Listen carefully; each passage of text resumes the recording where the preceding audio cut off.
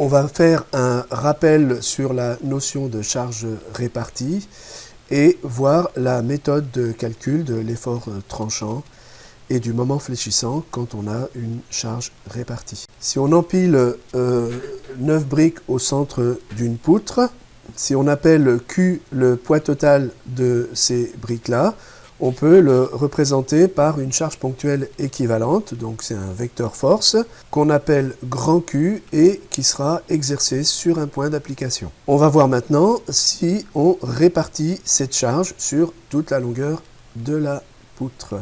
On voit que les briques sont réparties sur toute la longueur, donc la force aussi va être répartie sur toute la longueur. On obtient ce qu'on appelle une charge répartie. On va définir un taux de charge petit q.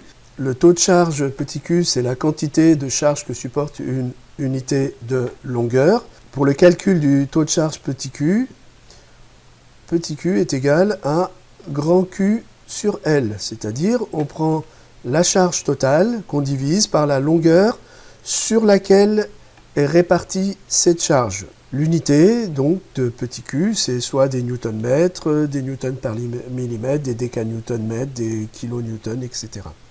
On va maintenant faire l'inverse. On nous donne une charge petit q répartie sur une longueur petit l. On va définir la notion de charge équivalente à cette charge répartie. Donc on l'appelle grand Q en rapport avec petit q. Donc la charge équivalente grand Q, elle est égale à petit q qu'on multiplie par la longueur sur laquelle la charge est répartie. Donc ici, la charge est répartie sur petit l. Donc grand Q serait égal à Q fois petit l. Maintenant, on va voir où est-ce qu'on applique cette charge équivalente. On la place au centre de gravité de la charge répartie. Donc pour ça, on dessine deux diagonales sur la zone où il y a la charge répartie. Et la charge Q sera placée au centre de gravité et on l'appelle grand Q. Si on souhaite calculer le moment de Q par rapport au point A, on rappelle, le moment c'est force fois distance, donc ça serait grand Q fois la distance de A au support de grand Q.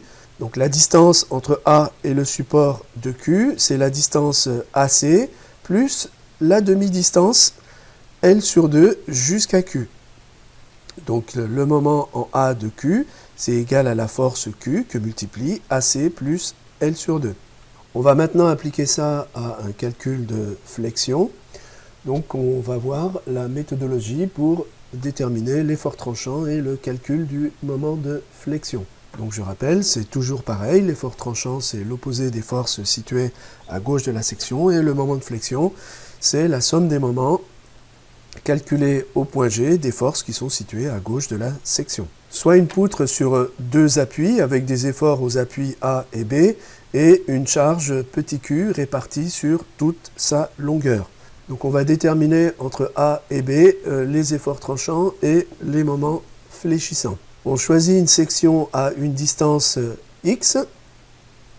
On imagine qu'on isole la partie gauche et on va déterminer l'effort tranchant, c'est l'opposé des forces situées à gauche. Donc à gauche, qu'est-ce qu'on a? On a la force A et la partie de charge répartie sur la longueur petit x. Donc on a A, il est vers le haut, donc c'est plus A. Et on a petit q fois x, et qui est orienté vers le bas, donc moins. Donc on fait ces mathématiques et on a moins A plus qx. Donc on voit cette fois que ce n'est pas une constante, que c'est l'équation d'une droite affine de la forme ax plus b. Donc on va la représenter sur le graphe. Pour ça, il faut deux points. Si on prend xa égale 0, donc ty, il vaut moins a. Et pour xb égale L, à l'extrémité de la poutre, si on fait le calcul, vous verrez qu'on obtient toujours B. Donc si je trace cette droite, voilà la représentation de l'effort tranchant. Moins A d'un côté, on passe par 0 et on arrive à plus B. On va voir maintenant le calcul du moment fléchissant. Donc tout comme d'habitude, le moment c'est l'opposé des moments des forces situées à gauche de la section par rapport au centre de gravité de cette section. Donc on va voir sur cette petite figure comment on calcule ces moments-là. Donc le moment, le premier, le plus simple, il y a la force A qui est située à gauche et à la distance x, c'est A fois x. J'en profite pour faire un petit rappel sur les signes. Donc ici, elle fait tourner dans le sens des aiguilles d'une montre. On rentre dans le tableau, comme on dit. Donc c'est moins. Ensuite, c'est le moment dû à la charge répartie petit q. Donc pour ça, on va faire comme tout à l'heure. On va déterminer la charge équivalente qui est exercée au centre de la zone sur laquelle est répartie cette charge. On l'appelle grand Q. Et la distance, c'est x sur 2. Donc le moment, c'est q fois x sur 2.